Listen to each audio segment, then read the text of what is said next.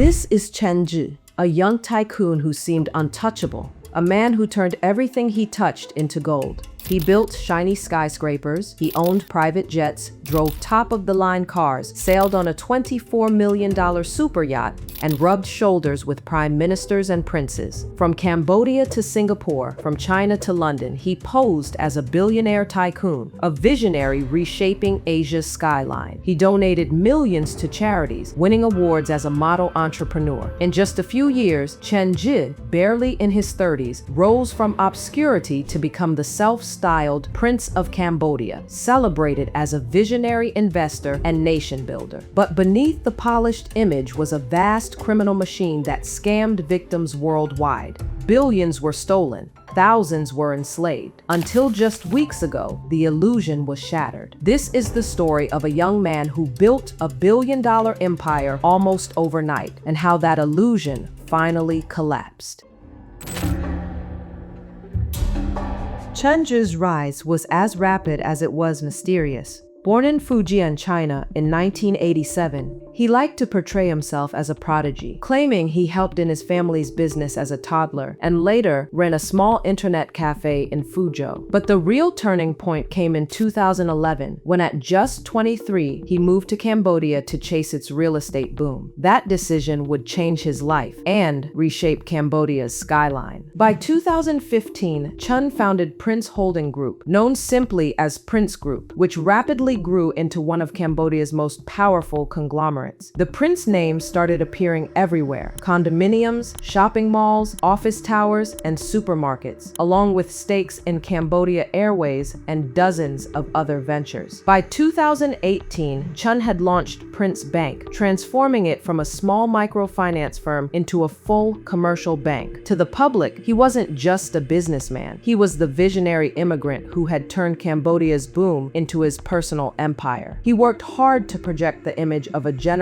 nation-building tycoon. During the height of the COVID-19 pandemic in 2020, he pledged $6 million to support Cambodia's vaccine purchases and relief efforts. Through the Prince Foundation, led by his Singaporean associate, a man named Gabriel Tan, Chen deepened that image with carefully publicized philanthropy. Between 2021 and 2024, he donated over $2 million to the Cambodian Red Cross. Each donation drew glowing headlines and praise from the ruling family. Behind the scenes, Chen Zhi skillfully embedded himself with Cambodia's power elite. He obtained Cambodian citizenship in 2014. Soon after, in 2017, a royal decree appointed him as a government advisor in the Interior Ministry. Photographs from July 2020 show Chen standing side by side with then Prime Minister Hun Sen, receiving this title in a formal ceremony. And his connections didn't stop there. Chen served as an advisor to Hun Sen himself and was seen as firmly embedded in the inner circle of the long-ruling Cambodian People's Party.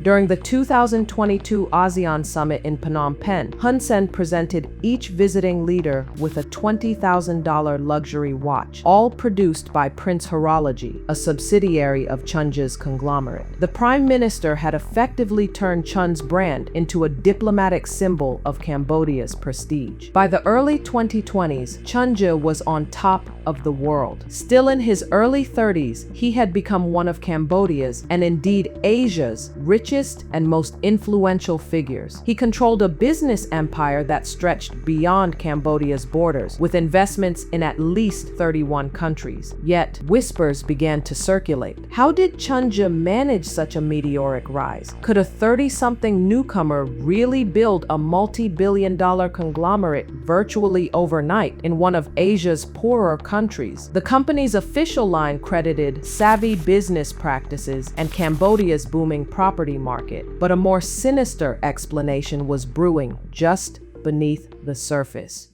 Fraud today isn't isolated. It's global, organized, and made stronger by AI. Fake IDs, synthetic identities, and deepfakes, all used in tandem to beat weak verification systems. That's where SumSub comes in, a leading full-cycle verification platform that enables fraud-free, scalable compliance. It covers everything from identity and business verification to ongoing monitoring, adapting quickly to new risks, evolving regulations, and global markets. Over 4,000 companies trust SumSub to keep their platform secure. Their methods follow international AML standards, and they work with the UN, Statista, and Interpol to strengthen global fraud defenses. SumSub just launched its Global Fraud Index 2025, ranking 112 countries by how resilient they are to fraud. Some big surprises this year. Singapore dropped from number 1 to number 10, Malaysia fell 52 places, while Thailand and Turkey both jumped 25. Luxembourg now ranks at the top, while Pakistan, Indonesia, and Nigeria are among the weakest. It's fascinating how fast things can change. Even strong economies can slip if they don't keep up. Let us know in the comments where your country ranks and why you think that is. Is technology the reason, government policies, or something deeper? Check out the SumSub Global Fraud Index 2025, reserve your full report, and follow SumSub on YouTube for more insights into how global fraud really works and how we can stop it.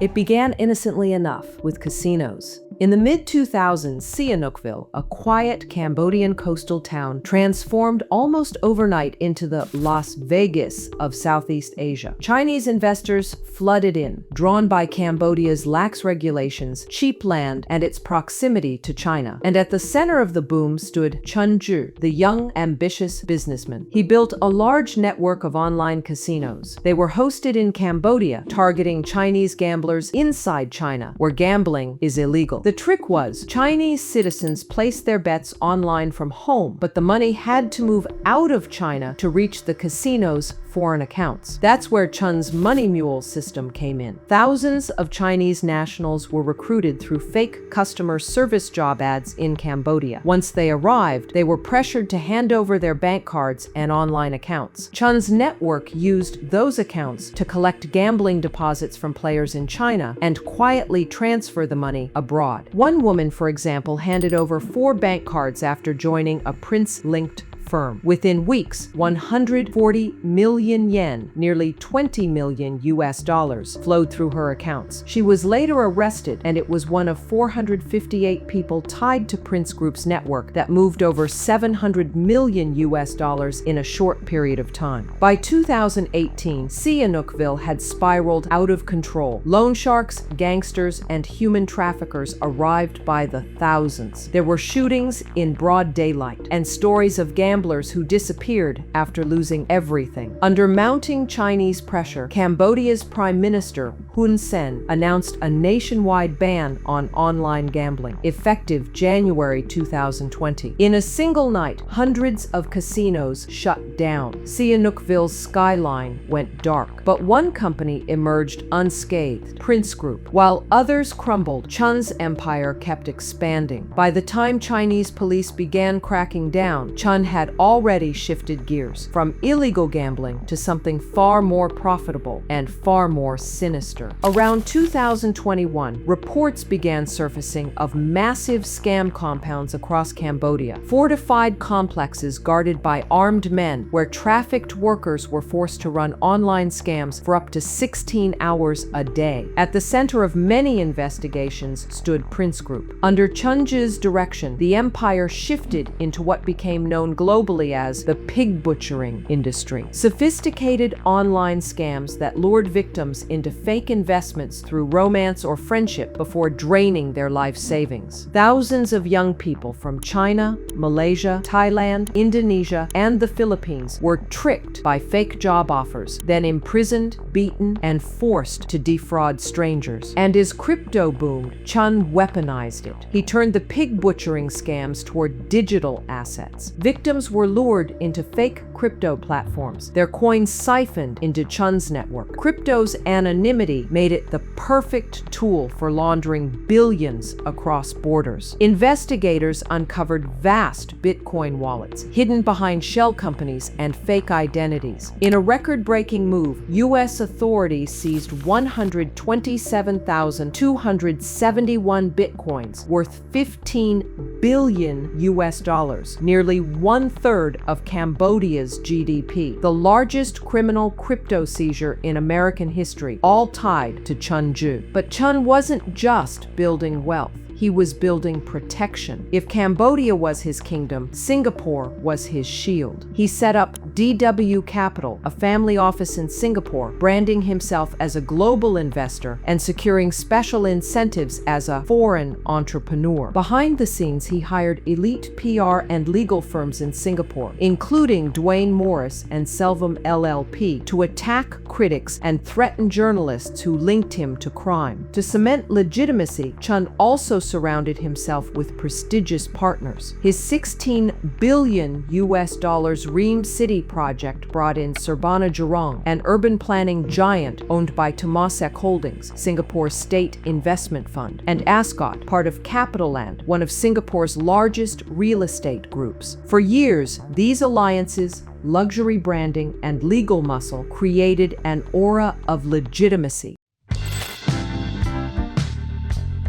Even as his empire of deceit thrived in the shadows, Chen Zhi lived like a monarch in plain sight. His $24 million Italian-built yacht, the Nani II, glistened under the Cambodian sun, a floating palace with marble decks, a private cinema, and a glass-domed sky lounge. It wasn't merely a boat, it was a stage where Chen entertained elites, foreign investors, and officials over champagne and imported cigars. He flew between Phnom Penh, Singapore, and London on his own multiple private jets, traveling with a small entourage of assistants and security staff. On land, his fleet of exotic cars was the stuff of legend, including Rolls-Royces, Bentleys, and Ferraris, each a work of art worth hundreds of thousands. But those were only the cars found. Across multiple countries, Chen's collection was rumored to include supercars registered under shell companies and relatives' names. His obsession with grandeur extended to real estate. In London, he reportedly owned a $16 million mansion on Avenue Road, one of the city's most exclusive streets, lined with embassies and billionaire estates. Nearby, investigators traced 17 luxury apartments linked to his network. In Singapore, too, Chen quietly amassed high-end properties through shell companies. For Chen Zhi, luxury was not the reward, it was the disguise, a shimmering mask hiding an empire built on suffering, polished until it looked like success. By 2025, the illusion had shattered. The empire Chen Zhi built on fear, fraud, and deception finally collapsed under the weight of its own lies. On October 14, 2025, the U.S. Department of Justice unsealed a sweeping indictment in New York, naming Chen, a 37-year-old Cambodian national, as the mastermind of a global cyber fraud network. He was charged with wire fraud and money laundering conspiracy, accused of running vast scam compounds that used trafficked workers to steal billions from victims worldwide. The FBI called it one of the largest financial fraud takedowns in history. In Cambodia, the government, now led by Hun Manet, son of former Prime Minister Hun Sen, pledged cooperation with international investigators, but stopped short of directly condemning Chen. But by then, Chen Zhi was gone. As the sanctions hit, he vanished without a trace. Reports suggest he resigned from Prince Bank in late 2024, quietly liquidating assets as pressure mounted. Now, he is believed to be moving between China, Cyprus, or Vanuatu, countries where he reportedly holds multiple passports purchased through investment programs. Interpol and the FBI have issued international warrants, but Chen remains a fugitive, facing up to 40 years in prison if captured. Meanwhile, his once mighty Prince Group is disintegrating. Real estate projects have stalled. Investors have pulled out. The Prince name, once associated with progress, is now synonymous with corruption and shame.